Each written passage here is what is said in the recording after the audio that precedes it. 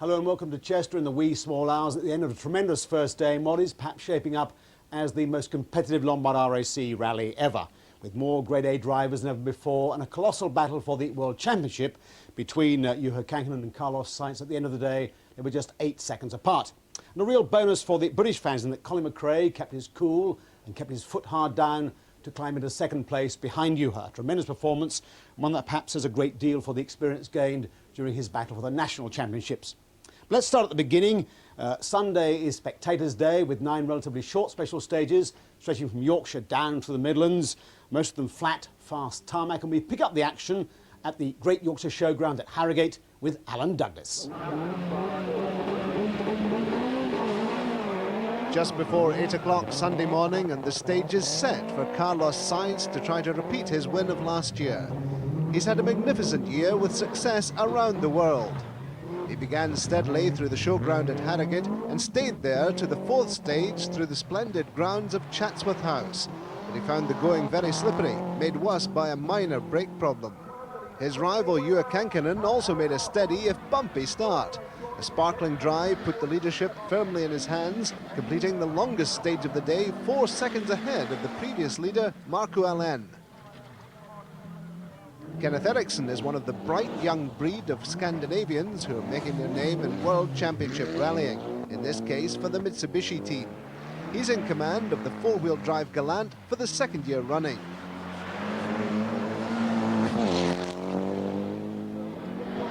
Didier Auriol is the 33-year-old former French champion, 3rd in the Drivers' Championship after victory in San Remo in October. Pride of place in the opening stages went to Marco Alén. He soared into the lead on the first stage and held on until here at Chatsworth. A newcomer to world rallying is Frenchman Francois Delacour, making his first attempt at the RAC. He had his problems on the first day, having to change the gearbox on his fiery Sierra Cosworth. 40-year-old Timo Salonen has been rallying for 21 years, but even he makes the odd mistake, like here on the Clumber stage. Good. Stig Blomqvist is another Scandinavian veteran, driving for the first time this year the new Nissan, and up to 4th place after the opening stages. Malcolm Wilson's always fast. Just watch him here, making easy work of Clumber. Right, Max. 300.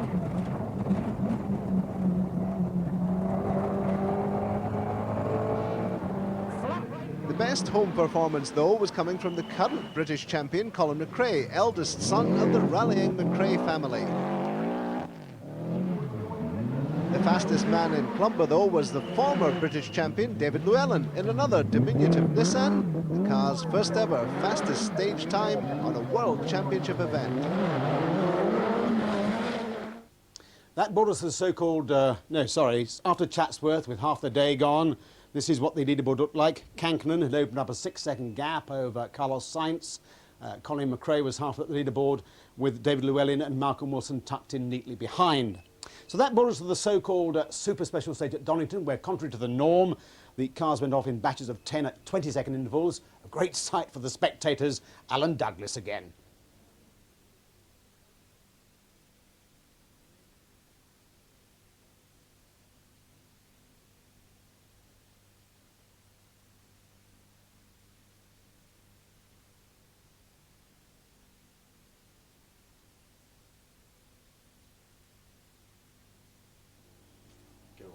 Well, it looks as if we lost sound on that piece of VT, but it does look as if that hectic super special stage is here to stay, because it was a great success.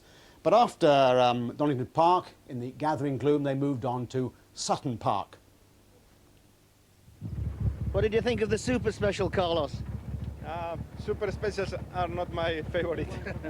How did you go on there? In this one, okay. It's difficult. The only problem for us that with the gravel suspension we can only use the very narrow tarmac tires, and on this kind of stage you always lose a little bit because he can use the big one, but it's all right. And this super special, just 20 seconds apart, the cars, is that a good thing, do you think?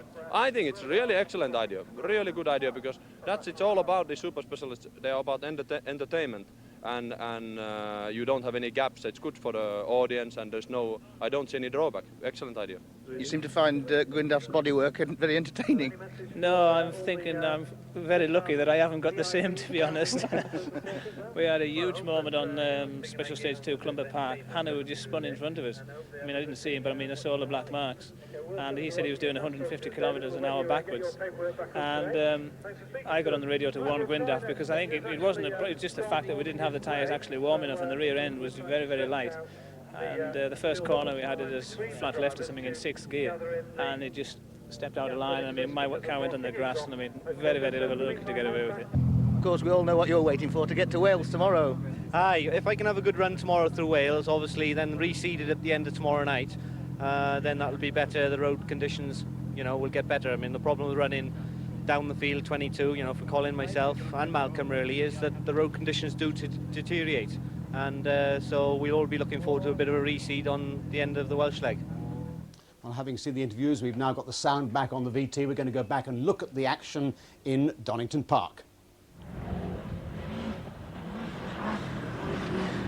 The new super special stage at Donington saw cars like a Lenz Subaru coming fast and furious.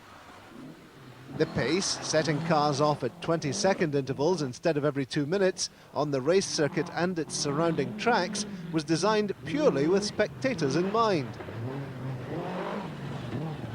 The rally enthusiasts loved it, providing a spectacle which resembled rallycross at a world-class level.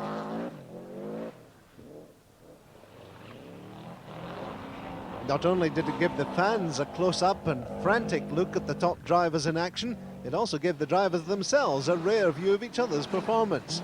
This is Italian hero Mickey Biasion, the former world champion.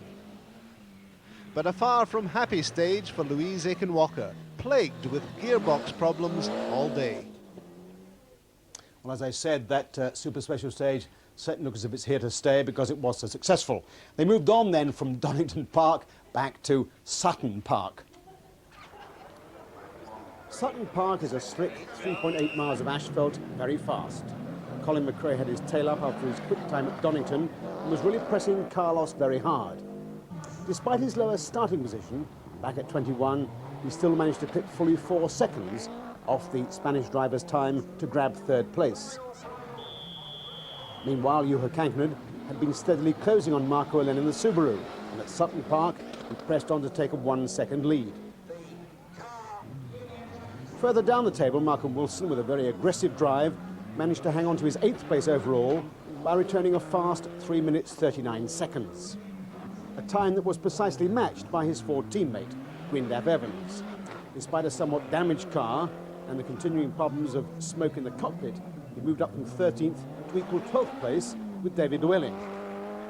That took them on in the gathering gloom to Weston Park. The end of the day, the first easy day, and the battle lines had been drawn. Kankkunen was at the head of the field, but only by 5 seconds. The most stunning drive had come from the leading home entry Colin McRae in his Subaru, newly crowned British champion and now chasing a double world champion. Carlos Sainz had little to grumble about in the Toyota. He's a master of rallying tactics, and joint 3rd place, only 8 seconds behind the leader Kankkunen, was quite satisfactory. Marco Elen hadn't been able to regain his early leadership, but sharing the 3rd place gave him a good starting point for the next 3 days.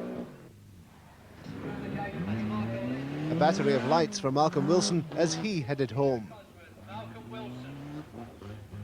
And David Llewellyn was pleased with the Nissan, performing well on its first world-class event.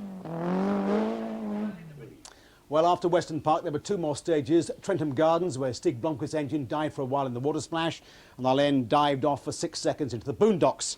And then Alton Park, which was a quick 2.5-mile dash over the tarmac. And after they survived all that, then they had to get past our own travelling hazard, if you like, Tony Mason, complete with microphone. Well, you're looking happy, you. No, yes, it was. But the day was all right because I didn't do any mistakes and not any main problems, so it's good. So the plan of campaign is working? Yeah, it's working, you know, because I'm always a bit scared. I like some auto stages today, but scared that I do something stupid, you know, hit something or destroy the car, but now it's good. Ladies and gentlemen, thanks to Robbie Bradford for standing in. Much appreciated. He never normally stays out. Well done, Colin. What a day. Yeah, it's been quite good. As long as tomorrow goes as well, I'll be quite happy. How does it feel to be sandwiched between Kankkunen and Sainz? Well, it's difficult, really, because we're a bit further back, obviously. I think if we were running right up beside them, then it would feel a bit different. I mean, have you had any problems at all? No, we did a couple of spins this morning, just with the road getting so dirty, with the cars cutting corners, and it was very slippy, and we spun twice, but after that, no problems. So here's the leaderboard at the end of the day. Kankkunen just 5 seconds ahead of our own Colin McRae and 8 seconds ahead of Carlos Sainz, with Marco Len in 4th position. Now, one man who's dying to have a go in this rally but can't because he's the latest addition to our rally report team is the veteran rallier, Russell Brooks. Russell, at least we've saved you from the hazards of being waylaid by our own Tony Mason. But what do you think of the action so far? It's been a very exciting rally. I've been out talking to the drivers today, and of course there's a lot of hanging around, so they're able to think about all the small mistakes, and it preys on the mind a bit. I mean, Hannu Mikkola is still going on about his 110-mile-an-hour spin. It's the fastest backwards he's ever been. Stig Blomqvist is very cheesed off. You know, the car went all the way around the Safari Rally, no problem. Then he goes and drowns out for 20 seconds in Trentham Gardens. And Marco was very down about a little overshoot, only cost him 10 seconds, but that'll all be behind them, I think, tomorrow. What about our own Colin McRae? Tremendous performance, isn't it? Very, very exciting. I think it shows you what the British scene is about today. He's stepped straight out of the British Championship into a World Championship event, and now he's lying second. It is terrific. Do you think he's had the benefit of his international experience? He's done quite a few international events, and of course a lot of rallies in the British scene, and that's going to stand him in very, very good stead on this rally, but he's got a tough job in front of him still. What about the pressures tomorrow on him? Well, I think that's going to be a big test of his mental stamina. There's no reseeding after the end of the first day, so he's still number 21 on the road. The stage is going to be very, very cut up, and try what he can. He's still going to drop half a second a mile to the leading cars, and there's going to be nothing he can do about it whatsoever. He's got to keep pressing on, trying hard, staying in a good position, and if he keeps that gap to under a minute at the end of the first day, that's going to be terrific, but it's going to be very hard on him. Russell Brooks, thank you very much indeed. So there it is, 1 down and 3 to go. Now, if you want to stay in touch with all the action, let me remind you that you've got the Radio 5 with the hourly bulletins, CFAX page 381, and our own special rally hotline that you can ring anytime. The number is 0898 448845, 0898 448845. That's all for tonight. We're back tomorrow at 20 past 7 and at 5 to midnight. See you then. Meanwhile, we'll leave you with the view from our very own camera in Dave Metcalfe's Nova. Left. 100. 90 left.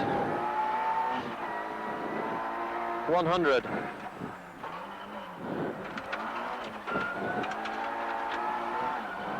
Fast left, 50.